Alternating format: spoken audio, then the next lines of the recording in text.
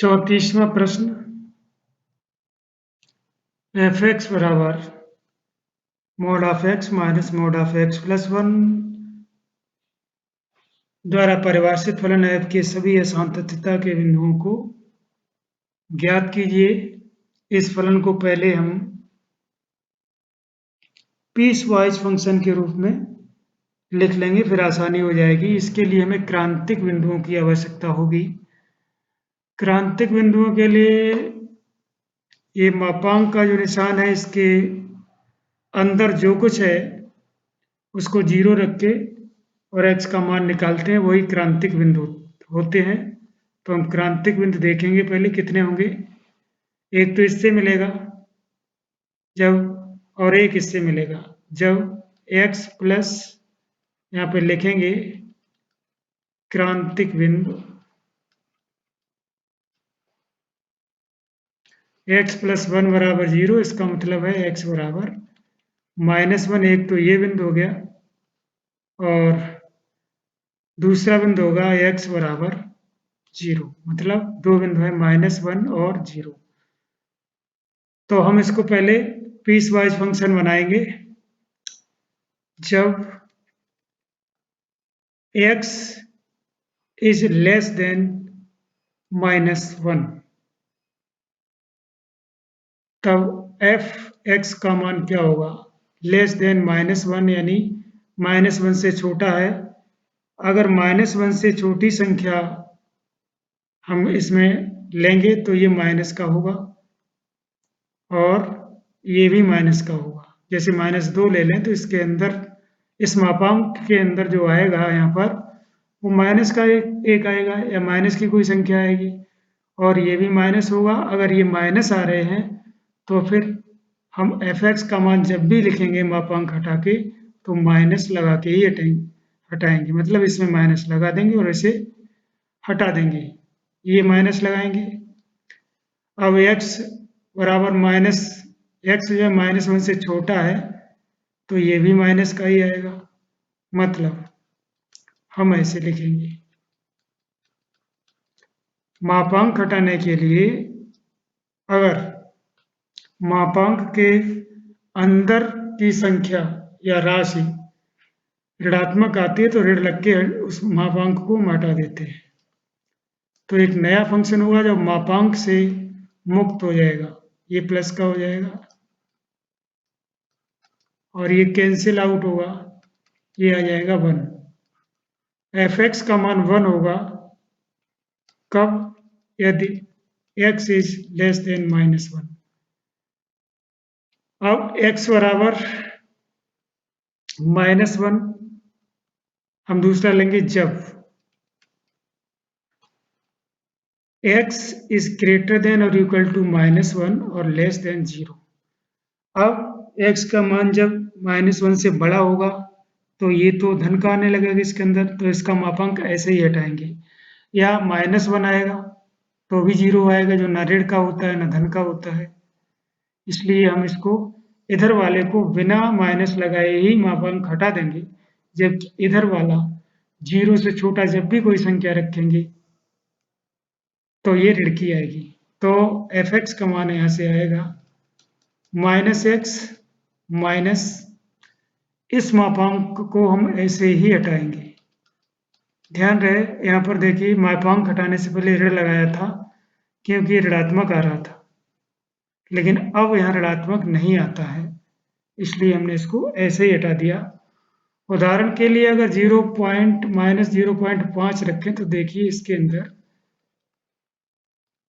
धन की संख्या आएगी, इसलिए हमने इसको ऋण लगा के नहीं ऐसे ही हटाया है। जबकि इसके अंदर देखिए ऋण की संख्या आएगी, इसलिए हमने इसको ऋण लगा के हटाया है। तो -1 -x -1, तो कुल मिला के -2x + 1 आना चाहिए। f(x) का मान यदि x जो है ग्रेटर देन और इक्वल टू -1 है और लेस देन 0 है। ये दूसरा पीस बन गया इसका। तीसरा, जब x इज ग्रेटर देन 0 और इक्वल टू 0। तो ग्रेटर देन 0 और इक्वल टू 0 करेंगे, ना तो ये ऋण का आएगा इसके अंदर, ना इसके अंदर ऋण का आएगा, सब ऐसे ही हटाना है मापांक। तो एफ एक्स का मान आना चाहिए एक्स माइनस एक्स प्लस 1। ध्यान दीजिए यहाँ दोनों ऋण के आते थे, तो मापांक हटाने के लिए हमने दोनों से पहले ऋण लगा के मापांक हटा दिया। यहाँ x था, हमने माइनस एक्स रख के मापांक हटाया है। इससे भी पहले ऋण लगाया है, मापांक हटा दिया। इस ऋण से इस ऋण का कोई लेना देना नहीं, ये वाला जो ऋण है वो यहाँ पर आया हुआ है। यहाँ पर इस केस में सिर्फ इसके अंदर ऋण आता था, तो हमने ऋण हटा लगा के इसको हटाया, बाकी इसको ऐसा ही लिखा है। और यहाँ किसी में भी ऋण नहीं आता, तो हमने दोनों को ही ऐसे ही मापांक हटा दिया। कुल मिलाकर के ये हमारा आएगा -1 एफ एक्स का मान, यानी जब यदि x इज ग्रेटर देन और इक्वल टू 0, मतलब जो हमारा एफ एक्स है वो पीस वाइज फंक्शन जब बनेगा तो हमारा आएगा एफ एक्स बराबर, ये हमने पीस वाइज बना दिया है, ये आएगा एक यदि x इज लेस देन -1 और -2x प्लस 1 यदि x इज ग्रेटर देन और इक्वल टू -1 और लेस देन 0, और -1 आएगा यदि x इज ग्रेटर देन और इक्वल टू 0। अब हम इसके आधार पर x बराबर -1 और x बराबर 1 पर इसको चेक करेंगे। अगर असांतत्यता का कोई बिंदु है तो मिल जाएगा, वैसे अंतराल के अंदर नहीं मिलेगा। x लेस देन -1 के लिए नियत फलन है, सतत होगा। x ग्रेटर देन 0 के लिए नियत फलन है, सतत होगा। और -1 से 0 के बीच में अगर देखा जाए तो ये बहुपदी फलन है, सतत होगा। केवल x बराबर -1 और x बराबर 0 पर हम इसे चेक करेंगे। यहाँ पर हम लिख देंगे, चलो यहाँ लिखते हैं अंतराल x लेस देन -1 तथा x ग्रेटर देन 0, 1 के लिए फलन नियत फलन है,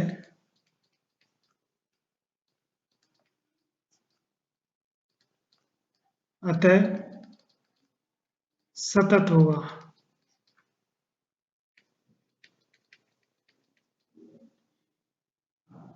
अतः इन अंतरालों में इनमें फलन सतत होगा, जबकि अंतराल, ध्यान रहे हमने ग्रेटर देन 0 लगाया है तो ये नहीं लगाया है, क्यों? क्रांतिक बिंदु के लिए हमने जो x बराबर क्रांतिक बिंदु 0 और x बराबर -1 आए हैं, ये हमारे क्रांतिक बिंदु, इन पर हम टेस्ट करेंगे।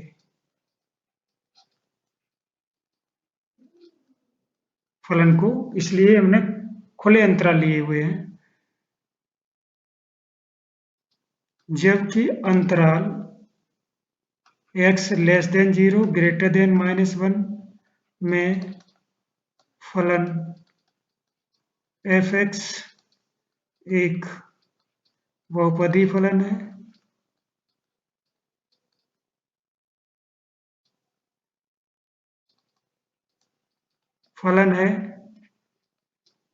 अतः इस अंतराल में भी सत्य होगा।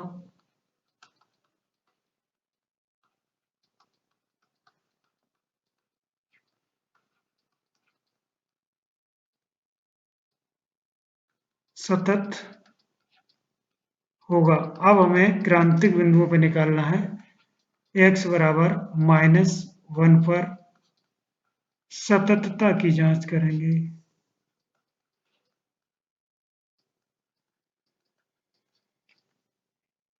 तो एफ -1 लेंगे।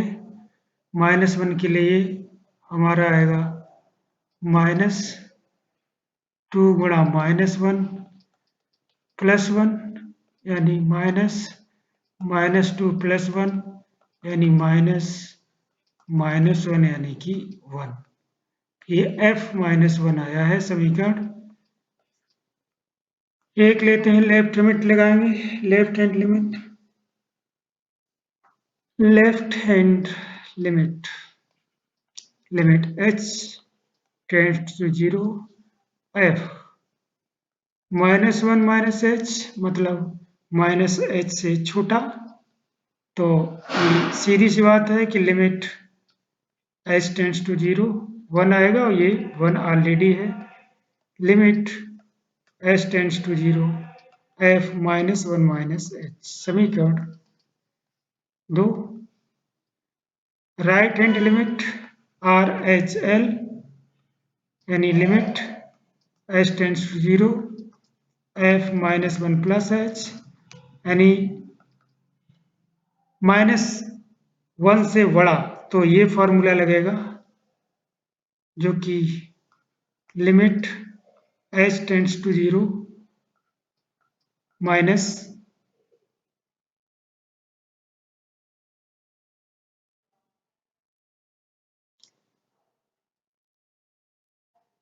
टू इंटू -1 प्लस h और +1 हो जाएगा। ये मझला कोष्ठक लगा लेते हैं, बराबर आएगा h टेंड्स टू 0 करेंगे तो यहाँ 0 रखेंगे तो ये आएगा माइनस कोष्ठक के अंदर 2 गुणा -1 + 0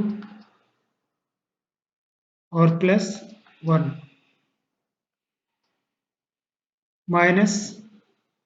-2 + 1 यानी -1 यानी 1। ये limit h tends to 0 f -1 plus h है। कुल मिलाकर के हमने देखा ये सब 1 1 आए हुए हैं। तो x बराबर -1 पर फलन सतत है। यहाँ लिख देते हैं x बराबर -1 पर लिमिट h टेंड्स टू, इसको लिखने की भी जरूरत नहीं है, 0 f -1 h बराबर limit h tends to 0 f -1 plus h बराबर f -1 और ये सब बराबर है 1 के। अतः x बराबर -1 पर फलन सतत है। अब x बराबर 0 पर देखते हैं। जैसा कि हमें मालूम है हमारा पीस वाइज फंक्शन बना था, x ग्रेटर देन 0 हो या 0 हो, ये -1 ही आता है। तो हम f0 का मान पहले देखेंगे। क्लियरली ये जो है -1 आएगा। समीकरण 4 ले लेते हैं। अब लेफ्ट हैंड लिमिट लगाएंगे यानी limit h tends to 0 f 0 -s यानी 0 से छोटा यानी limit h tends to 0 f 0 -s 0 से छोटे के लिए देख लेते हैं। ये सूत्र लगेगा यानी -2 और 0 -h और +1। फिर देख लेते हैं -2x + 1 और लेफ्ट हैंड लगा रहे हैं तो -2 और 0 -h +1 बराबर लिमिट h टेंड्स टू 0 या फिर यहाँ पे 0 रख ही देते हैं सीधे। तो देखते हैं क्या आएगा, -2 × 0 -0 यानी 0 + 1 ये भी हमारी क्या आ गई, ये तो 0 हो गया पूरा। -1 समीकरण नंबर 5। ये है limit h tends to 0 f0 minus h। ऐसे ही RHL निकालेंगे, limit h tends to 0 f0 plus h बराबर, ये तो क्लियर है कि 0 प्लस h 0 से बड़ा, इसलिए -1 ही आएगा। सीधा ही हम लिख सकते हैं लिमिट h टेंड्स टू 0, ये -1 ही आएगा, तो ये -1 हो गया, यानी limit h tends to 0 f0 plus h, समीकरण नंबर 6। तो यहाँ पर देखते हैं, limit h tends to 0 f0 minus h बराबर है limit h tends to 0 f0 plus h बराबर है f0, सब बराबर है -1। अतः x बराबर 0 पर फलन सतत है। हमने देखा जो क्रांतिक बिंदु थे, x बराबर -1 पर भी फलन सतत आया था, x बराबर -1 पर भी सतत आया और 0 पर भी आया। तो हम लिख देंगे दिया गया फलन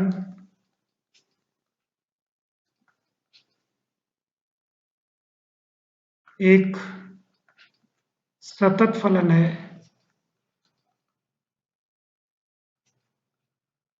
जिसके लिए असांतत्यता का कोई बिंदु विद्यमान नहीं है, जिसके लिए असांतत्यता का कोई बिंदु विद्यमान नहीं है।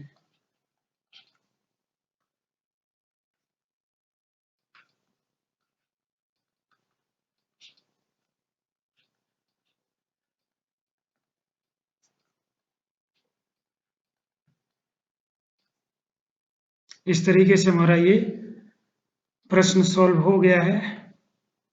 पहले हमने इनको पीस वाइज किया, फिर हर पीस को हमने क्रांतिक बिंदु पर देखा, हमारा फलन सतत निकला है, इसलिए कोई असांतत्यता का बिंदु विद्यमान नहीं है।